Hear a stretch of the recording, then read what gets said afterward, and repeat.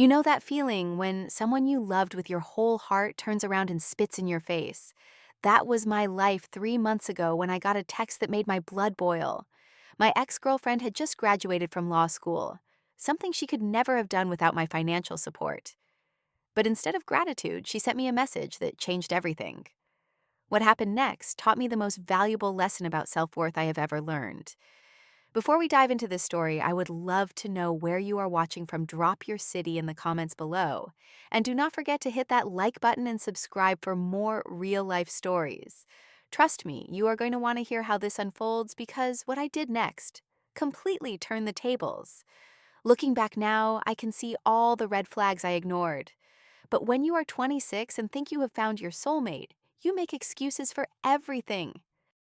Her name was Samantha, and she had this way of making me feel like I was the most important person in the world. We met at a coffee shop near the university where I worked as a research coordinator. She was struggling through her undergraduate degree, working 2 part-time jobs just to make ends meet. I remember our first real conversation.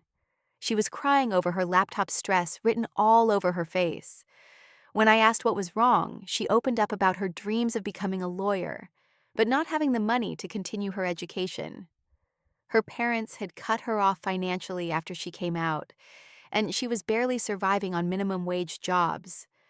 Something about her vulnerability drew me in completely. Within 6 months, we were living together in my apartment. I had saved up a decent amount working in university research, and watching her struggle felt like watching someone drown. So I made what I thought was a loving decision. I offered to help with her expenses so she could focus on her studies instead of working herself to exhaustion. At first, she protested. She said she could not accept that kind of help from someone she was dating. But I insisted, telling her that couples support each other through difficult times. I believed we were building a future together, and her success would be our success. Looking back, I realize how naive that sounds. But love makes you do incredibly stupid things sometimes. The financial support started small, $100 here and there for textbooks and supplies. Then it grew to covering her portion of rent when her hours got cut at work. Before I knew it, I was paying for everything while she focused entirely on her grades. And her grades were exceptional, which made me feel proud and validated in my decision. When she got accepted to law school, we celebrated like it was my own acceptance letter. The tuition was astronomical, something like $60,000 per year, not including living expenses. Most people would have applied for student loans, but Samantha had this fear of debt that seemed almost pathological. She would have panic attacks thinking about owing money to the government. So once again, I stepped in. I had inherited some money from my grandmother a few years earlier, money I had been saving for my own future plans. But seeing Samantha so stressed about potentially not being able to attend law school broke my heart. I made another decision that I thought showed my commitment to our relationship. I agreed to cover her law school tuition and expenses. We sat down and calculated everything. 3 years of law school would cost approximately $200,000 when you included living expenses, books, and other necessities. It was almost my entire inheritance, but I convinced myself this was an investment in our shared future. We even drew up a simple agreement. Nothing legal or formal, just a handwritten document where she promised to pay me back once she got a job as a lawyer. She signed it with tears in her eyes, telling me I was the most generous person she had ever met. She promised she would never forget what I was doing for her. For 3 years, I transferred money every semester. Tuition payments, rent, grocery money, even spending money for her to have a normal social life. I watched my savings disappear while she thrived in law school. She made law review, graduated summa cum laude, and landed a position at a prestigious firm before she even graduated. During those 3 years, our relationship changed in ways I did not want to acknowledge.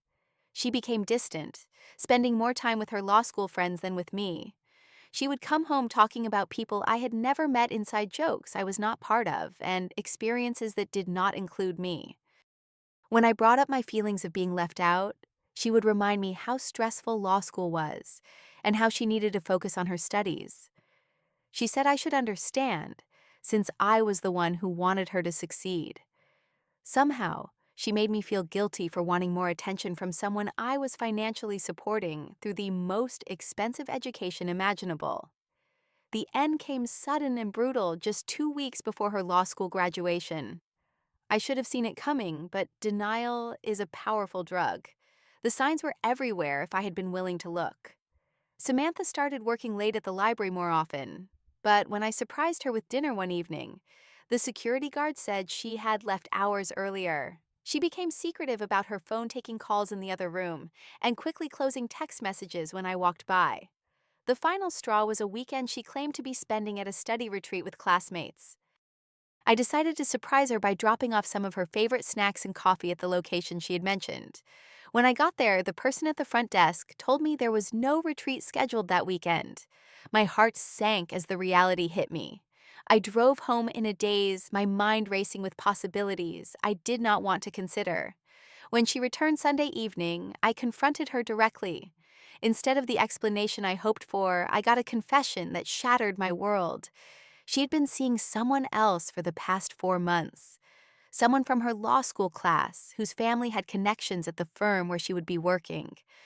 Someone who, in her words, could offer her opportunities I could never provide. The conversation that followed was one of the most painful experiences of my life. She sat on the couch I had paid for in the apartment I had been covering rent for wearing clothes bought with money I had provided, and told me our relationship had run its course. She said she cared about me, but was not in love with me anymore. She said law school had changed her, made her realize what she really wanted in life. And apparently what she wanted was someone who moved in the same social circles as the partners at her firm. When I brought up the money, the $200,000 I had invested in her education and our future together, she became defensive. She reminded me that I had offered the money willingly, that she had never forced me to pay for anything. She said she would pay me back eventually, but right now, she needed to focus on starting her career. She moved out the next week taking furniture and items we had bought together with my money. I helped her pack because I still loved her and wanted to make the transition as easy as possible. Even in my heartbreak, I was putting her needs before my own emotional well-being. The weeks that followed were devastating. I had to face the reality that I had spent my entire inheritance on someone who had planned to leave me anyway. I had to confront the fact that while I thought we were building something together, she was apparently planning her exit strategy. I moved to a smaller apartment since I could no longer afford the place we had shared. I took on additional freelance work to rebuild my savings. Meanwhile, Samantha started her new job and moved in with her new boyfriend, someone whose family owned property all over the city. Through mutual friends, I heard updates about her new life. Designer clothes, expensive restaurants, weekend trips to places I could never have afforded to take her. It stung, but I tried to focus on rebuilding my own life rather than dwelling on her choices. I started therapy to work through the betrayal and understand how I had allowed myself to be taken advantage of so completely. My therapist helped me see patterns in my behavior, ways I had prioritized other people's needs over my own financial security and emotional well-being.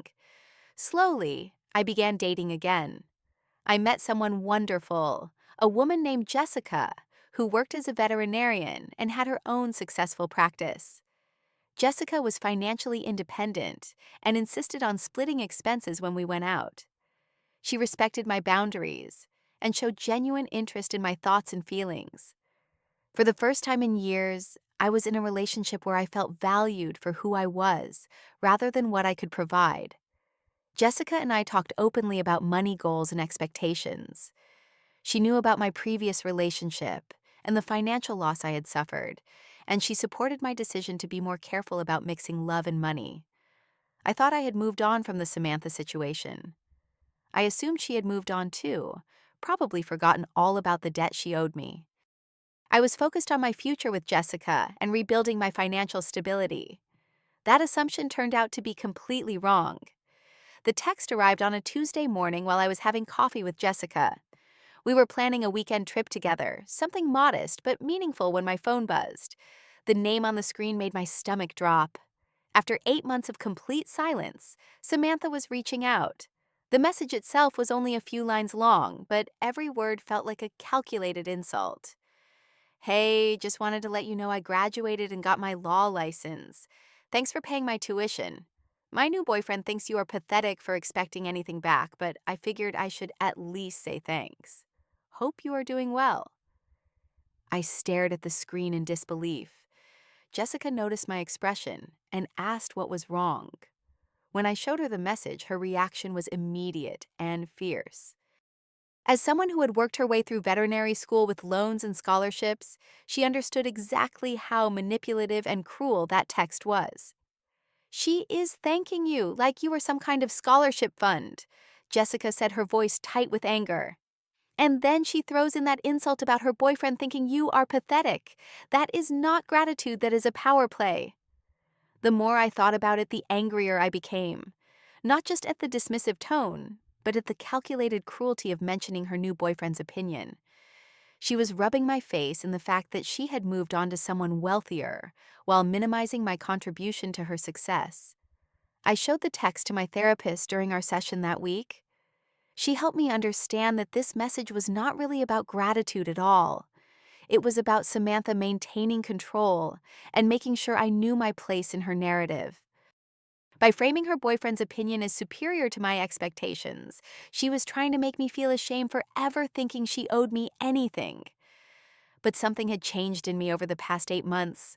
The therapy, the new relationship with Jessica, and the work I had done on my self-worth had given me a different perspective. I was not the same person who had allowed herself to be taken advantage of so completely. I spent several days crafting my response. I wanted it to be professional, but firm, clear, but not emotional. Jessica helped me edit it to make sure the tone was exactly right. We both agreed that I deserved to be paid back, not just for the money, but for the principle involved. My response was simple and direct. You are welcome for the $200,000 that made your career possible. I am glad you remember my contribution to your success. Since you brought it up, I will be expecting repayment of the full amount we agreed upon. I hope your new situation works out well for you. Her reply came within minutes, and it was completely different in tone.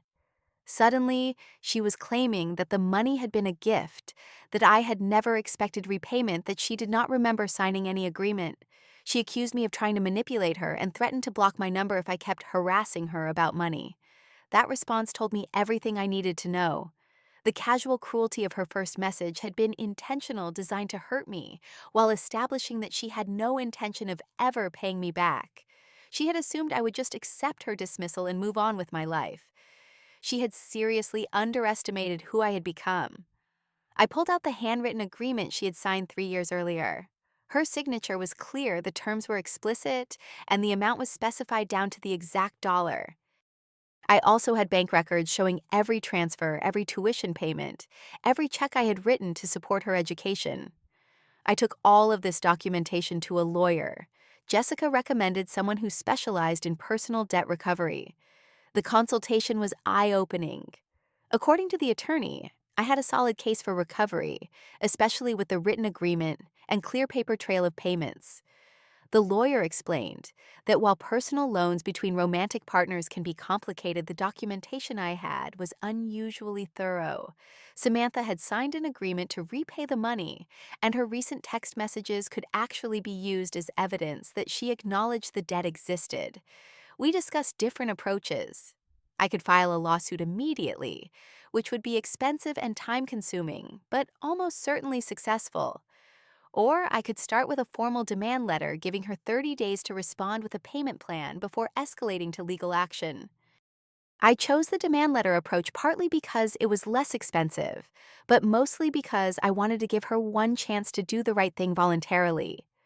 The letter laid out the full amount owed, included copies of our original agreement and bank records, and gave her 30 days to contact me about repayment arrangements. Her response to the demand letter was even more hostile than her previous messages. She accused me of trying to destroy her new relationship and claimed I was harassing her out of jealousy. She said no court would ever side with an ex-girlfriend trying to collect money from someone she had voluntarily supported. She was about to find out how wrong she could be. Filing the lawsuit felt both terrifying and empowering. I had never sued anyone before, and the legal process seemed overwhelming at first. But my attorney walked me through every step, and Jessica supported me emotionally throughout the entire ordeal. The case was straightforward from a legal perspective. I had documentation proving every payment a signed agreement, outlining repayment terms and text messages, where Samantha acknowledged the debt. Her defense seemed to rely entirely on claiming the money had been gifts, but the written agreement contradicted that argument completely. What surprised me most was how quickly Samantha's attitude changed once she received the official court documents. The dismissive, cruel person who had sent me that initial text message was replaced by someone desperate to avoid a public legal battle. She called me directly, something she had not done since our breakup almost a year earlier. Her voice was different, panicked in a way I had never heard before. She begged me to drop the lawsuit, claiming it would ruin her reputation at the law firm where she was trying to establish her career. I listened to her plead, but I no longer felt the urge to protect her from the consequences of her own actions. The woman on the phone was the same person who had called me pathetic through her boyfriend's opinion. She was the same person who had tried to rewrite history and claim my financial support had been gifts rather than loans. "You had the chance to work this out privately," I told her. "You chose to insult me instead of honoring your commitment. Now, we let the court decide." She tried several different approaches during that phone call. She offered to pay a smaller amount, claiming she could not afford the full sum. She suggested a payment plan that would have taken 15 years to complete. She even tried to guilt me by saying I was destroying her happiness with her new boyfriend. None of it worked. I had learned too much about my own worth to accept anything less than full repayment of what she owed me. The discovery process revealed information that made me even angrier about her initial text message. Through court-ordered financial disclosure, I learned that Samantha was making $120,000 per year at her new job. Her boyfriend, whose opinion of me had been so important to share, was paying for her housing and most of her living expenses. She was not struggling financially. She was not unable to pay me back. She simply had not wanted to, and she had assumed I would be too intimidated or too heartbroken to do anything about it. The court case took 6 months to resolve, but the outcome was everything I had hoped for. The judge ruled in my favor for the full amount plus interest and court costs. Samantha was ordered to pay me back $215,000 within 90 days or face wage garnishment. Her reaction to the judgment was exactly what I expected. She tried to appeal, claiming the judge had been biased against her. When that failed, she attempted to declare bankruptcy to avoid paying the debt. The bankruptcy court rejected her filing because her income and assets clearly showed she could afford the payments. Finally, faced with wage garnishment and potential contempt of court charges, she began making payments. But instead of using her high salary to pay the debt quickly, she chose the most spiteful approach possible. She quit her prestigious law firm job and took 3 lower-paying positions instead. She became a part-time legal aid attorney, a weekend paralegal, and an evening tutor for law students. By spreading her income across multiple jobs, she made it much more difficult to garnish her wages effectively. The irony was perfect. The woman who had called me pathetic for expecting repayment was now working 3 jobs to avoid paying me back efficiently. Her spiteful approach meant she was working twice as many hours for the same total income, all because she could not accept responsibility for her debt. Through mutual friends, I heard about the impact this had on her personal life. Her wealthy boyfriend broke up with her, apparently unwilling to deal with the drama and financial complications of her legal situation. She moved back to a small apartment and had to sell the designer items she had accumulated during their relationship. I felt no sympathy for her situation. Every consequence she was experiencing was the direct result of her own choices. She could have paid me back quietly and maintained her comfortable lifestyle. Instead, she had chosen to be cruel and dismissive, and now she was dealing with the results. The monthly payments started arriving exactly on schedule. Not because she wanted to pay me back, but because the court system left her no choice. Each payment felt like a small victory, not just financially, but emotionally. 2 years have passed since I received that first insulting text message, and my life has changed completely. The legal victory was satisfying, but the personal growth that came from standing up for myself was even more valuable. Jessica and I got married last spring in a small ceremony that we paid for together. She insisted on contributing equally to all our wedding expenses, something that might seem normal to most people, but felt revolutionary to me after my previous relationship. We bought a house together, both our names on the mortgage, both of us contributing to the down payment from our own savings. I learned to recognize the difference between generous support and financial manipulation. In a healthy relationship, money decisions are made together with mutual respect and clear communication. What I had with Samantha was not generosity on my part, it was exploitation on hers. The final payment from Samantha arrived 3 months ago. $215,000 paid in full with interest and court costs. I deposited the check and felt a sense of closure that had nothing to do with the money itself. I used part of the repayment to start an emergency fund that Jessica and I managed together. Another portion went toward paying off our mortgage early. But the most meaningful use of the money was a scholarship I established at my local community college for students who are estranged from their families. The scholarship is specifically designed for young people who have been cut off financially by their families due to their sexual orientation or gender identity. It covers tuition and books for students who are working their way through school without family support. Every semester, I get letters from scholarship recipients telling me how the financial assistance has changed their educational trajectory. Reading those letters reminds me that good things can come from painful experiences when you choose to transform your hurt into help for others. I have not heard from Samantha since the final payment. Through social media, I can see that she eventually found another job at a smaller law firm and seems to be rebuilding her career. I hope she learned something from our legal battle, but honestly, her personal growth is no longer my concern. The experience taught me that self-respect sometimes requires uncomfortable confrontations. For years, I had confused kindness with allowing people to take advantage of me. I thought being loving meant accepting poor treatment and putting other people's needs ahead of my own well-being. Now I understand that real love, whether romantic or platonic, requires mutual respect and reciprocity. Supporting someone through difficult times is beautiful, but that support should be appreciated and acknowledged, not taken for granted or dismissed as pathetic. I also learned the importance of clear agreements and boundaries in relationships. Money can be a source of connection and support, but it can also become a tool for manipulation if expectations are not clearly communicated and respected. My relationship with Jessica thrives because we approach financial decisions as equal partners. We discuss major purchases, we contribute fairly to shared expenses, and we respect each other's individual financial goals. Neither of us would ever dream of taking advantage of the other's generosity or dismissing their contributions as worthless. The most profound lesson was about my own worth. I spent years believing that my value in relationships came from what I could provide financially. I thought love meant sacrificing my own security to support someone else's dreams, even when that support was not reciprocated emotionally or financially. Learning to value myself appropriately changed every aspect of my life.